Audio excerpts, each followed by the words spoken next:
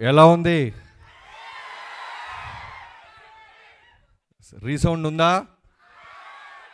గండ్రగొడ్డలి పట్టిన యమధర్మరాజు ఎట్లున్నాడు? నచ్చింది కదా? మీరు చూసిన దాంట్లో డూపులు లేవు, డూప్లికేట్ లేవు, ఒరిజినల్ బాలయ్య బాబు.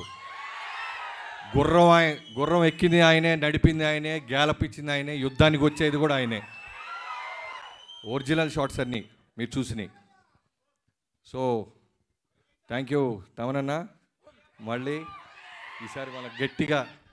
నన్ను ఎందుకు అన్నా అంటున్నావు? నాకైనా పెద్దవాడు నువ్వు. నీకన్నా నేను పెద్దవాళ్ళలా? సరే అయితే మనం తర్వాత మాట్లాడుకుందాం. అలా సర్టిఫికేట్లు పాస్పోర్ట్లు తర్వాత చెక్ చేద్దాం. సో ఎప్పటి నుంచో మీరు పేషెంట్స్గా వెయిట్ చేయటం, థ్యాంక్ యూ సో మచ్. ఇంత క్వాలిటీ ఇవ్వటానికి.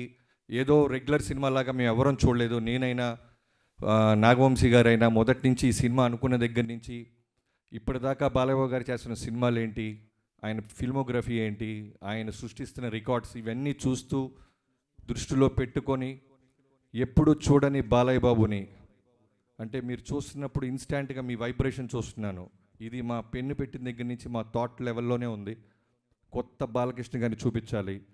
బీసీ సెంటర్లో ఆయనకున్న మాస్ ఫాలోయింగ్ తెలుసు. అలానే అన్స్టాపబుల్ తర్వాత ఈ మల్టీప్లెక్స్ ఆడియన్స్ కానీ, న్యూ ఏజ్ ఆడియన్స్ కానీ, చిన్న పిల్లలు పబ్బుల్లో బాలయ్య బాబు పేరు చెప్పకుండా క్లోజ్ చేయటాలు లేవు. సో వాళ్ళందరినీ దృష్టిలో పెట్టుకొని గట్టి మాస్ ఫిల్మ్, ఏబీసీ సెంటర్లో ఇచ్చే మాస్ ఫిల్మ్ తీయాలని ఆలోచనతో, మోటివ్తో స్టార్ట్ చేసాం. అదే రిఫ్లెక్ట్ అవుతుంది. ఇది మీరు చూసింది చాలా చాలా సింపుల్ తమ్ముళ్ళు. వేరే లెవెల్ ఉంటుందంటే వేరే లెవెల్. నేను నిన్న తమను మేము చూస్తున్నప్పుడు అదే అనుకున్నాం, స్పీకర్లలో నీ మీద నా మీద కేసేస్తారు, అలా ఉంటుంది ఈ సినిమా అని. సో ఇంత బాగా రావడానికి ఇంకా చాలా ఈవెంట్స్ ఉంటాయి. ఇది టూ ఇయర్లీ మాట్లాడడానికి నా టీం గురించి, టెక్నీషియన్స్ గురించి. First of all Balayya Babu గారి థ్యాంక్ యూ సో మచ్. మీరు ఇచ్చిన ఫ్రీడమ్, మీరు డైరెక్టర్ నమ్మే నమ్మకం వల్లే అచీవ్ చేయగలుగుతున్నాం. లేకపోతే ఇలాంటి రిస్క్ షాట్స్ మేము అసలు ప్లాన్ చేయలేం.